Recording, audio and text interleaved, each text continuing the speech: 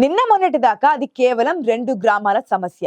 ఏడాది కాలంగా అలుపెరగని పోరాటం చేసి విజయం సాధించారు రైతులు. మరిప్పుడు ఆ ఇండస్ట్రీ వివాదం రాజకీయ రంగు ఎందుకు పులుముకుంది?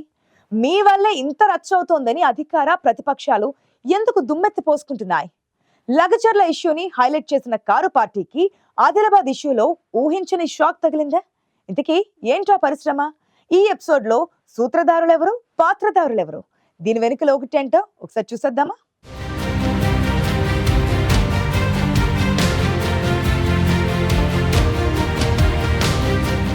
కార్చిచ్చు ఆరదనుకుంటే చప్పున చల్లారిపోయింది. ప్రభుత్వాన్ని ఆత్మరక్షణలో పడేద్దామనుకుంటే ప్రతిపక్షం ఆలోచనలో పడాల్సి వచ్చింది. నిర్మల్ జిల్లా దిలావర్పూర్ గుండంపల్లి గ్రామ సమీపంలో ఇథనాల్ ఫ్యాక్టరీ నిర్మాణం రాజకీయ వివాదానికి దారితీసింది. నిన్న మొన్నటి దాకా ఫ్యాక్టరీ యాజమాన్యం రైతులకే పరిమితమైన ఈ వివాదం తాజాగా రాజకీయ పార్టీల చీకటి ఒప్పందాలను తెరమీదికి తెస్తోంది. నిర్మల్ జిల్లాలో ప్రధాన రాజకీయ పార్టీలను కుదిపేస్తోంది ఈ వ్యవహారం. దిలావర్పూర్ మండలంలోని ఫ్యాక్టరీ ఏర్పాటుకు 2022లో లెటర్ ఆఫ్ ఇండెంట్ ఇచ్చారు. ఏటా 600 లక్షల ఇథనాల్తో పాటు మిగతా ఉత్పత్తుల తయారీకి ప్రభుత్వం అనుమతి ఇచ్చింది. కేబినెట్ అనుమతి లేకుండానే అత్యవసరం పేరిట ఆదేశాలు జారీ చేసింది.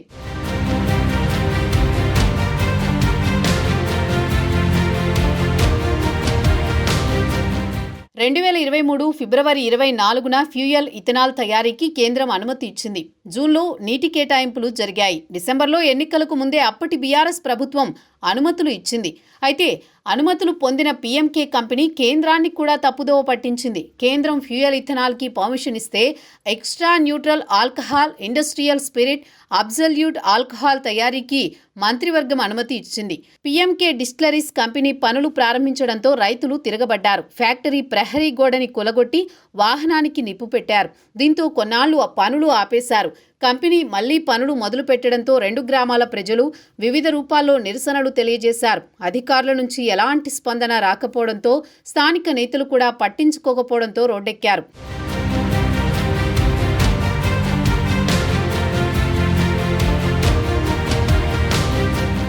దిలావర్పూర్ ఇష్యూని తమ వైపు తిప్పుకోవాలని బీఆర్ఎస్ పార్టీ పావులు కదిపింది. కాంగ్రెస్ పార్టీపై ఆరోపణలు సంధించింది. కాంగ్రెస్ ప్రభుత్వ అసమర్థత వల్లే రైతులు ఉద్యమిస్తున్నారని విపక్షాలు ఆరోపించాయి. దీనిపై టీపీసీసీ చీఫ్ మహేష్ కుమార్ గౌడ్ తీవ్రస్థాయిలో స్పందించారు. ఆ ఫ్యాక్టరీకి అనుమతి ఇచ్చింది అప్పటి బీజేపీ, బీఆర్ఎస్ పార్టీలేనని ఆరోపించారు. ఈ ఆరోపణలతో రాజకీయంగా తీవ్ర దుమారం రేగింది. బీఆర్ఎస్ ప్రభుత్వ హయాంలో ఇథనాల్ పరిశ్రమకి కేంద్ర రాష్ట్ర ప్రభుత్వాలు అనుమతులు ఇవ్వడమే కాకుండా మాజీ మంత్రి తలసాని శ్రీనివాస్ యాదవ్ కుటుంబ సభ్యులు ఇందులో భాగస్వాములుగా ఉన్నారని కాంగ్రెస్ పార్టీ ఆరోపణలు చేసింది. లగచర్ల ఇష్యూ రాజకీయంగా కలిసి రావడంతో దిలావర్పూర్ ఘటనను కూడా తమకు అనుకూలంగా మలుచుకునేందుకు బీఆర్ఎస్ ప్రయత్నించింది. దీంతో ఆత్మరక్షణలో పడ్డ కాంగ్రెస్ పార్టీ దిలావర్పూర్ ఇథనాల్ పరిశ్రమ వెనుక ఉన్న అసలు నిజాలను ప్రజల ముందుంచింది.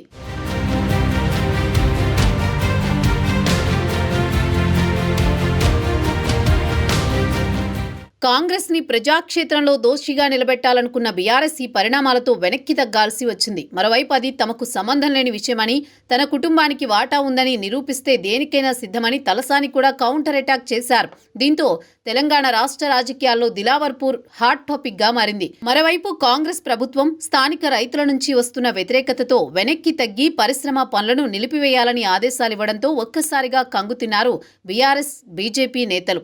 గతంలో పరిశ్రమ నిర్మాణ పనులకు ఇచ్చిన అనుమతులను పునః పరిశీలన చేయాలని సీఎం రేవంత్ రెడ్డి ఆదేశాలు జారీ చేశారు.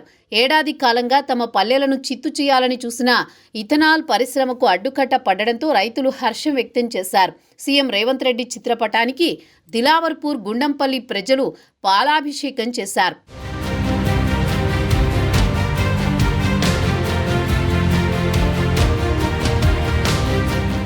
ఫ్యాక్టరీ నిర్మాణం కోసం సేకరించిన భూమి గతంలో బీజేపీ అగ్రనేతకు చెందినదని ప్రచారం మరో దుమారం రేపుతోంది.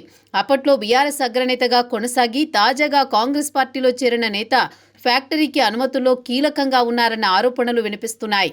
కాంగ్రెస్ పార్టీ పరిశ్రమ అనుమతులపై పూర్తి వివరాలు సేకరిస్తుండటంతో స్థానిక నేతలు భయపడుతున్నారట.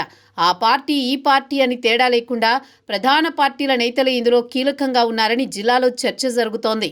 కాంగ్రెస్ పార్టీ పరిశ్రమ నిర్మాణాన్ని ఆపేసి వ్యతిరేకత రాకుండా చూసుకుంది. మరి రానున్న రోజుల్లో పరిశ్రమ నిర్మాణానికి సహకరించిన నేతలకు చెక్ పెడుతుందో, సైలెంట్ అవుతుందో చూడాలి.